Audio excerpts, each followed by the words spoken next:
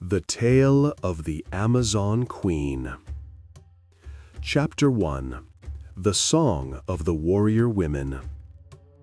Long ago, when the world was still untamed, there were places where mountains touched the clouds and rivers carved endless paths through untouched forests.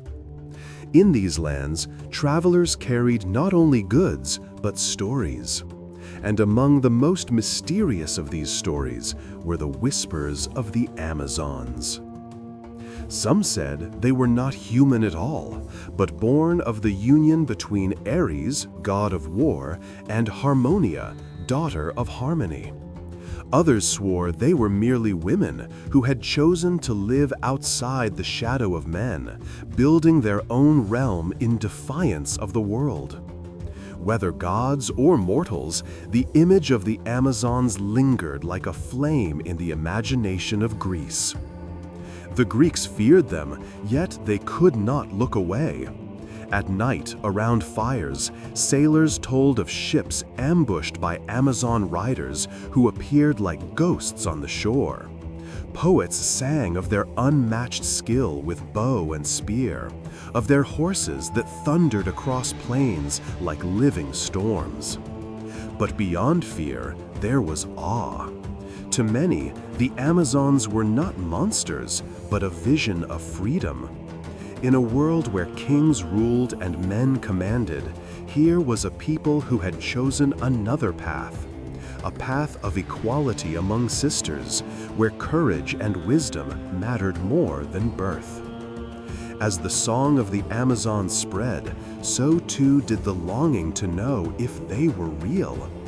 Were they hidden beyond the Black Sea? Did they dwell near the river Thermodon? Or were they only dreams, born from the human heart's wish for something greater? The truth, as always, lay somewhere between myth and memory. Chapter 2. The Queen Penthesilea.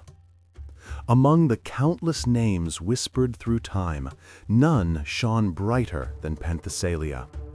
Daughter of the great Queen Otrera, she was both warrior and poet, feared and loved, carrying the full weight of her people's legacy. From her youth, she excelled in every test. Her arrows flew truer than the eye could follow, and her horse obeyed her as if the two were one spirit. Yet she was not cold or distant. She laughed with her sisters, played the lyre by firelight, and listened to the wisdom of the elders. For Penthesilea knew that strength was not only in muscle, but in heart. Still, fate is cruel even to the mighty. In the chaos of battle, she struck down an enemy, but behind him was her own sister. The moment her weapon pierced her kin, Penthesilea's soul was marked by grief. No ritual could cleanse her sorrow. Though her people forgave her, she could not forgive herself. Thus she sought glory, not for pride, but for release. When Troy called for allies against the Greeks, Penthesilea answered. She rode at the head of her warriors, their banners streaming in the wind, their shields painted with moons and stars. To the weary Trojans, her arrival was like dawn breaking after a long night. On the battlefield, she moved like fire. Spears shattered at her charge, and her warriors sang as they fought. Yet destiny placed her before Achilles, the mightiest of the Greeks. Their duel was fierce, a clash of wills as much as weapons. And though Achilles struck the final blow, he lifted her helmet and saw a face that shone with tragic nobility. For the first time, the great Greek warrior felt sorrow for a foe. In death, Penthesilea had won something greater than victory. She had earned eternal remembrance. Chapter 3. The Hidden World of the Amazons. To imagine the Amazons only in battle is to know only half their truth. Beyond their spears and shields lay a society unlike any other. Their cities rose where rivers met plains, built of stone and wood, surrounded by fields tilled by their own hands. Life was hard, but it was theirs, shaped not by kings, but by sisters. Women trained from childhood in riding and hunting, yet they also learned healing, music, and the telling of stories.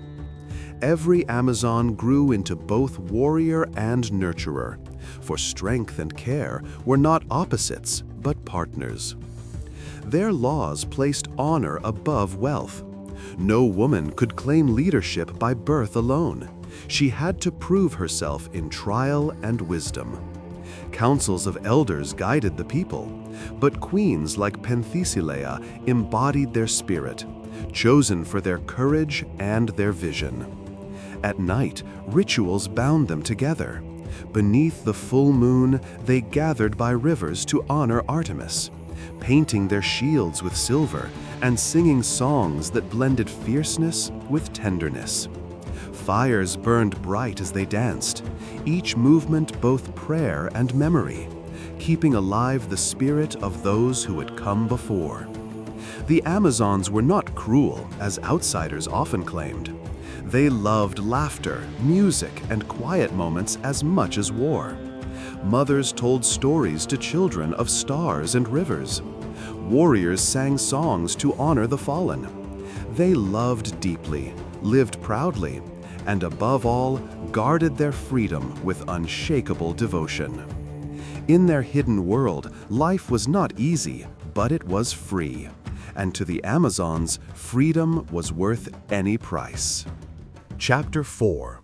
War and Honor.